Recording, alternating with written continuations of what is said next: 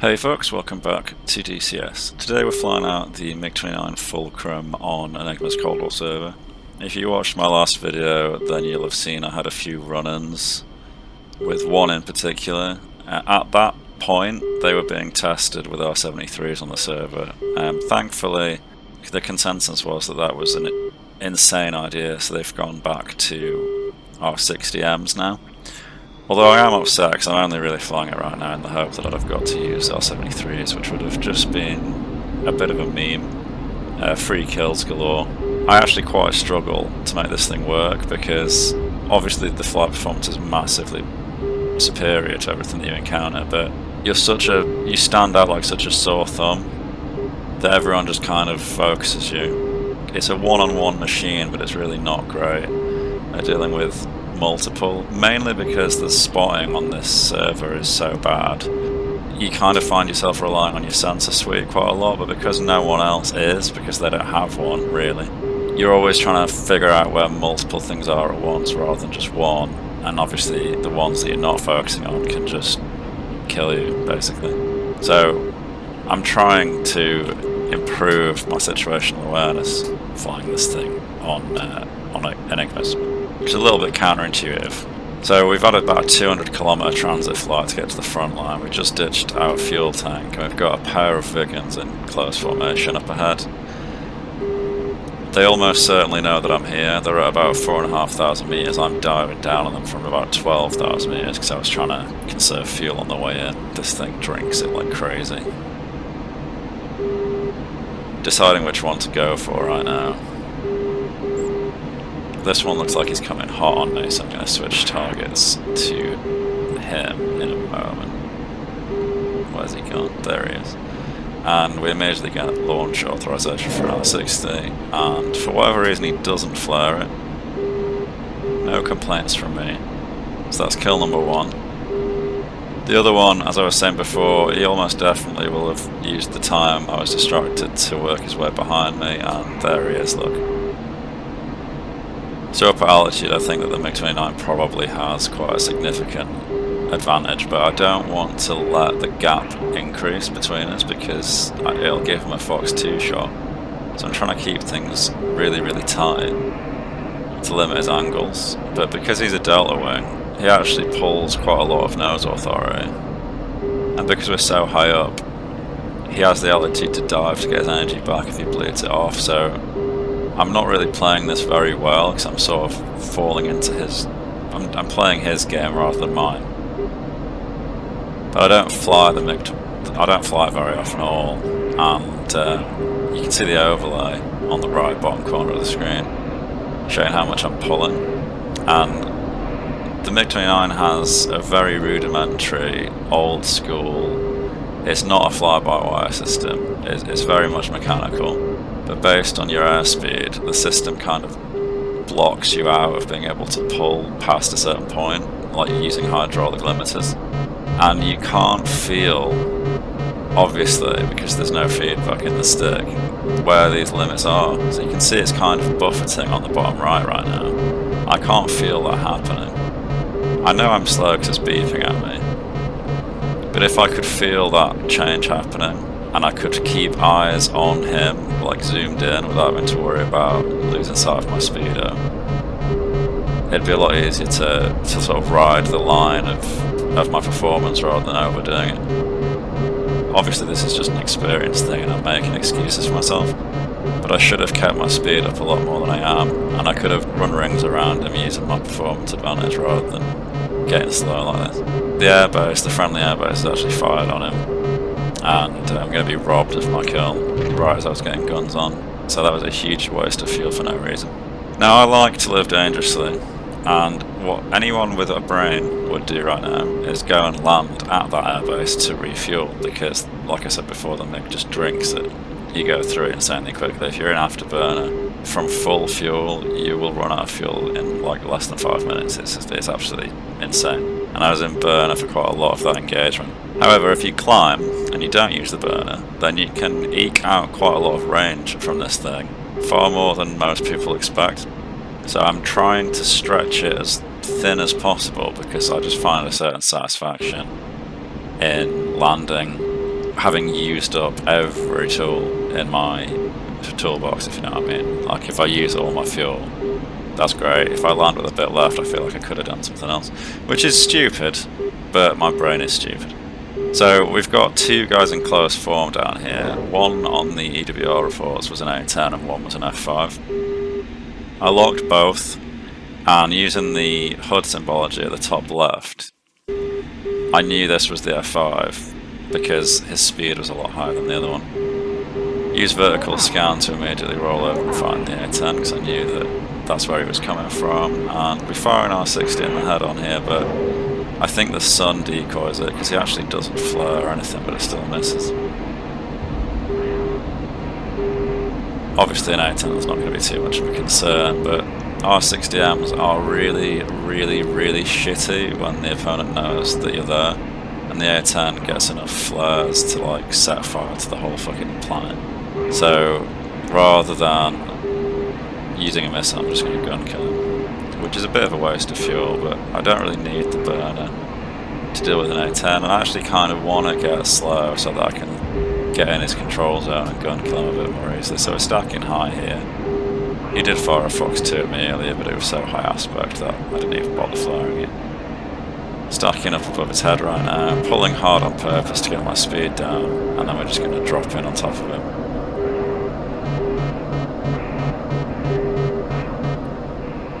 No friendly Sams to steal my kill this time. And there he goes.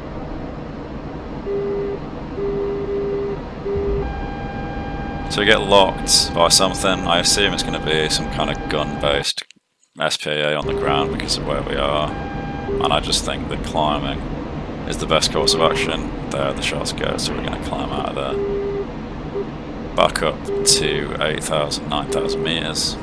On the radar you can see we've got a bunch of contacts up ahead. And again I'm cycling through to find the one that's most appropriate to engage. So this guy is flanking right and he's quite a bit slower than me. The other one was running cold and he was actually way faster, so the cold guy looks like it's a Viggen, judging by the EWR reports, but this thing is an F5. We've got him locked using the electro-optical system, so he doesn't know, and we're firing through a cloud. So really EO shouldn't work through clouds, but it's not a problem, is it? Oh, it's actually a Viggen. I was wrong, and he seems to have tanked that missile, but checking the kill feed later on, it did actually kill him, just not immediately. I think he bailed out. Weird that his aircraft didn't show any damage though. So right now my fuel is extremely low, and even I know that rushing into this engagement is dumb. But I figure it's way better, it's more satisfying and it's a bit more glorious if you pull a win out of your arse in unfavourable conditions. And I feel like it tests you as a pilot better as well. So we've got two guys in close form just here. I'm not sure which one of them I've locked, but my guess would be that it's the two Viggens from earlier, because it just seems a bit too deja vu-esque. We are in full burn right now. Fuel 800. There's the 800 litre warning. Bingo fuel. Fuel 800. So effectively we have maybe 2 minutes of fuel left if I'm using the fuel in like a combat kind of way. If I was cruising around on mill, then I'd probably be able to fly for another 10-15 minutes, but obviously we're trying to kill shit, so that's not going to work. I should have really engaged the other one, because he's actually going over my head right now, and I'm just about to lose sight of him. The guy below is running cold, so it would be a waste to try and chase him down right now. Use vertical scan to find this guy coming head on with me. He is flaring, so this missile launch was probably dumb, but we're going to do it anyway as we get launch authorization. And it immediately goes for flares and we miss. Pulling up and over and trying to maintain visual. I'm quite worried about losing him in the clouds. It is an F5, so I know that if he pulls hard and if I use the vertical, he's really going to struggle to follow me, so that guy is now effectively a brick. So I can ignore him for the moment, but then a Viggen flies across my screen, so I figure that I'll switch my attention to the Viggen because their fire is going to be falling out the sky to regain his energy anyway. He just fired a Fox 2 on me, but it didn't track because the aspect was too high.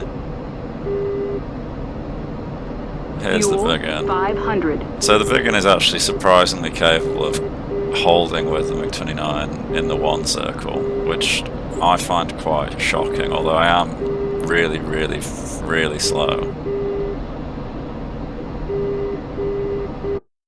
I'm not managing my energy well at all right now, but I blame the hydraulic limiting system thing that I talked about earlier.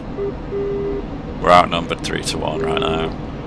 I am way quicker than anything else, so I'm just going to blast downwards to pick the speed up even faster and then just make a beeline for the nearest base.